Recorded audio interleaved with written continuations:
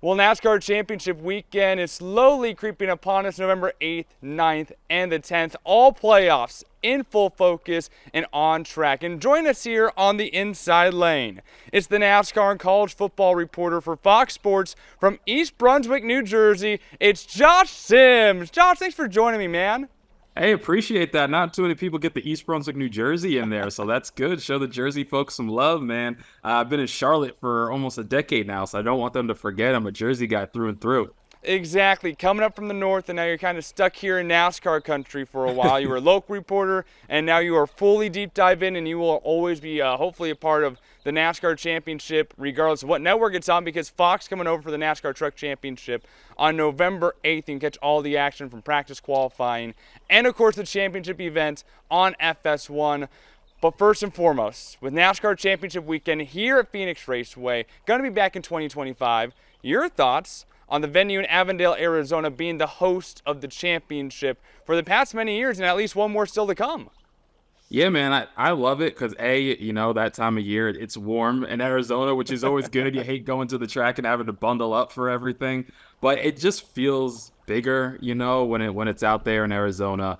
Obviously, everybody involved with the track puts on a great race weekend. It always seems to be a great race. Somehow, no matter what, we always get the four competing for the championship four up front at the end of the race. The racing gods seem to figure out how to make that work. But it's always a lot of fun, and doing it for I want to say the last 4 or 5 years I've been going to the championship. I've had a blast, and there's never been a shortage of stories and storylines and just things happening that you expected, things happening that you didn't expect. It's always fun. And you have a magnifying glass on the NASCAR Craftsman Truck Series all year long, and you come up to a championship like this. Last year was wild. But when you have teenagers and veterans alike in this series, it seems like the storylines go crazy every single week, whether it's Lane Riggs being a playoff spoiler for 2 weeks in a row, whether it's the chaos of races, the overtime finishes. How in the world, preparation-wise, do you have the ability to keep up with all the wild things that happen in this level of NASCAR racing? Yeah, it's funny because you go in with a plan, of course. You have the storylines in front of you, and you ask the drivers pre-race, the questions that you think will apply to that race. And you rip it up, right? You rip it up and you throw it away. You rip it up because all of a sudden Lane Riggs can't be stopped, So it's crazy to see how things play out. And you talked about that championship last year. I mean, I thought there was no way Corey Heim wasn't coming away with the title. I mean, after the season he put together and the run of top tens he was on, and just how dominant and calm and cool and collected he was, and then all hell breaks loose, and then the thing with Carson, and then, everybody lost their minds, and Ben Rhodes, who, felt like he was out of it all year long, comes away with the championship, So you can't script it any different. So, like going into it again, you'd be like, all right, well, you write off a guy like Ben Rhodes, but it's like, hold on, man, like, look what happened last year. So, I don't know. I think Corey Heim and Christian Eckes are the class of the truck series right now, and I'd be surprised if it wasn't one of those two, but, like, look what we did last year. Surprised if it wasn't Corey Heim and it wasn't him. And sooner rather than later, we're going to be back in your home right now for the Roval at Charlotte Motor Speedway. So a short trip for you guys heading on over there when the Cup Series and the Xfinity Series are heading back over there. But as you mentioned, been in the Charlotte scene for about a decade now, but it all started in Philly. You're a Philly sports fan, New Jersey native. What is it about this sport of NASCAR when you came over to Charlotte, you got thrusted into it? How did you fall in love with it? What about it makes you fall in love to make you want to stick around this sport?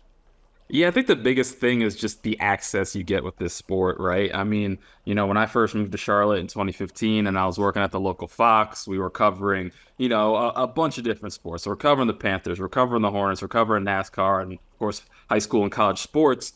And it always felt like pulling teeth to get interviews with the big names in each and every sport except racing. Like I couldn't believe that during the week you could reach out and be like, hey, I'd love to get, some time with, Jeff Gordon at the time still racing, or love to get some time with Jimmy Johnson, who was just about to wrap up. And you could, like, you could get that time, whether it was at the track or you can come out to the shop. And even if you couldn't get it this week, you might be able to get it next week. And, I know football is football and it's this big thing, but it was like, it was a Super Bowl run for the Panthers and we couldn't get Cam Newton for the life of us, So that was the biggest thing, like the access you get to the drivers, the ability to be, on the track, on pit road, to have fans and everybody out there before the race starts in about 10, 15 minutes, which is, next level. My first race was the Daytona 500, the year, Denny Hamlin had that closest finish ever over Martin Truex Jr. And if that doesn't get you hooked, I don't know what does. So it's just, I love live sports. I love the energy around NASCAR. I love the access. And I just love that, you're going to the same tracks, every season. You're covering the same guys every week, yet every week feels like a completely different sport. And you've been able to book some prestigious interviews. You've had Mario Andretti. You've had Pitbull. Dude, you've had Jay Leno as an interview. I'm curious, do you have a dream interview, someone who you haven't had a chance to talk to yet on air, that you're really wishing one day I get an interview with this guy? I'm thinking Michael Jordan might be the first one since he's at the Cup Series races. Listen, so I'm going to remove him right away. I was so close to getting MJ when Reddick won because we were there and we were on pit lane, and I think Jamie Little was doing the winner interview and I had second place, and I can't remember who the runner-up at the time was. And then in my ear was like, "Do you see MJ?" And I was like, "I don't see him, but I'll go find him." It's like, "All right, Yeah, do right. your interview and then go see if you can track down MJ." So I do the interview, and by that point, like, Jamie had wrapped up and she was on her way back to pit road to get the rest of the top 5 finishers. And then she happened to spot MJ before me, and I get the, "Don't worry, stand down, Josh." Like Jamie got him. And I was like, no, because he hadn't really talked to anybody, at a racetrack. And that was probably the first time, since he's been an owner, other than the sit down he did with, the networks when he first came into the sport, that he actually talked to somebody during a broadcast. And I was like, this could have been me.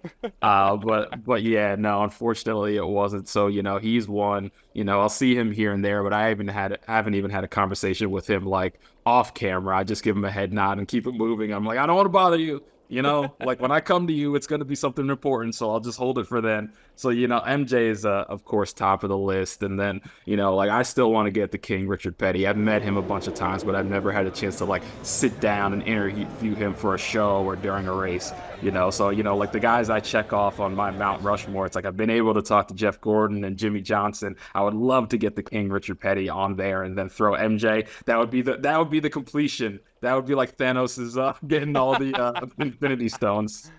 Oh, man, I remember my first Daytona 500 that I covered a few years ago. I was walking into the Cup Garage from the media center, and Richard Petty's walking through, and I, put my hand up, and he, waves back, and I felt like the car from Cars, Fred. It's like, Richard Petty waved at me, oh, my gosh. Right. Fangirl and everything. So, yes, 100% get that. And, I mean, Michael Jordan's going to win a little bit more, I think, in NASCAR. Yeah. So maybe that day will come. And I know Richard Petty, we're still very fortunate to have him at the racetrack still nowadays. Yeah, exactly. Like he's present all the time. So it's so cool to just, see him out there and, it's one of those things you said. It's like when they recognize who you're on, you're like, you recognize who I am, but it's like, yeah, he's at the track. He's watching the races. Like if you're covering him, he's going to know who you are, but still deep down inside, you're like, oh man, like he gave me a wave or he said, "Hi, how you doing?" You're just like, oh man, that's awesome. And it brings it right back down to earth. And you've had some phenomenal interviews. I mean, you've been able to get to know these NASCAR drivers, golf, mini golf, RC car racing, batting cages. I mean, what's the most enjoyable way for you to sit down, get to know these drivers, and tell part of their story? Yeah, I think it's just the activities, right? I love being able to get them a little bit out of their element or showcase another side of the drivers. Because, on race weekends, it's so much about them, their car, how they're feeling, how they've done at this track in the past. And it's like, for what we do, the most important thing for viewers is to get to know these people as humans so that they can identify with them and have a reason to root for them. Like, yeah, they're always going to have like sponsors they love or whether it's like a Chevy or a Toyota that they identify with, but maybe they didn't know, they did the thing with Taylor Gray. They didn't even know he played baseball growing up and, he's a big baseball and Braves fan. It's like, oh, I'm a Braves fan. No, I love Taylor Gray, like something like that. So I think that stuff is really cool. And just to see those guys let their guard down a little bit. I mean, Ben Rhodes is always going to let his guard down no matter what. But I did mini golf with him. I did a boxing thing with him. I've done a ton of stuff. And, you talked about the slot cars, being able to do that with the rookies a couple of years ago. And, it's cool to talk to them, but also when you get them in a group and they talk to each other and you see how they normally interact when they're not at the track, and that's the coolest part, to see how genuinely friendly they are with each other and how they like make fun of each other back and forth, and they forget for a minute they are these professional drivers and just get to be people. And I think that's the best part of it. One of the best parts of the sport is the people inside of it, the drivers, the crew, you name it. Before I let you go, Josh, I want to do a segment I do called Quick Time. I'd always say rapid fire questions, rapid fire answers. I go off the rails anyway, but I'm going to try my best to do it. You ready for us to set quick time here, Josh? Let's do it. First and foremost, you've been to a lot of college venues, sideline reporter. The most prestigious, beautiful, or at least the favorite college football venue that you've been to so far? Whew. I made a list the other day, so I'm going to say right now, and I still have a lot more to go to, but right now it is Camp Randall for Wisconsin because of Jump Around. I got to experience that a couple weeks ago, and that is top. Now, like Nebraska almost knocked it off the pedestal this past week, but Camp Randall right now is in pole position.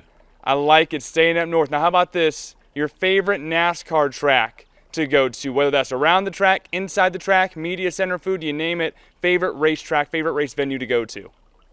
That's a tough one too. I know I'm supposed to go rapid fire, but I'm going to say Talladega, just because I love the atmosphere and I love the racing. Like both of those are like top notch. So when you put those two together, it's top of the line. I can't wait till they go back in a couple weeks. All right, last one for you. If you could go back to teenage Josh Sims sitting at Villanova, what advice would you give him? Because I know he knows he's not going to NASCAR. At that point, he's going, NASCAR? What's NASCAR? What advice would you give to him to help him follow and make those dreams come true? Yeah, man, I'll just say go along with the ride and appreciate the moment you're in, The younger Josh Sims was so eager to know what's next. And, you'll get there, but don't forget the moments you're in are special, and you have to be present in those moments while you plan for the future. But enjoy it while you're in it, because the good old days are like right now. They're not in the past. They are right now. Live in the moment. That's why it's called the present. Exactly. Present is a present? Yes, present? Sir. Present. Yeah. Beautiful. Beautiful way to cap it off. Josh, appreciate your time. Appreciate your storytelling. So glad to have you in the sport. Looking forward to having you back here for championship weekends. We crown a truck champion on November 8th at Phoenix Raceway. Until then, stay safe, stay warm over there, cold out in the east, and come on back over here and de-thaw in November. Yeah, man, I will. You're flexing on me with that background right now. I'm really jealous. It's beautiful. It's only going to be like 100-some degrees later this weekend. You'll it's great. survive. It's You're used to it. Yeah, you're right. We actually will survive. We'll be okay.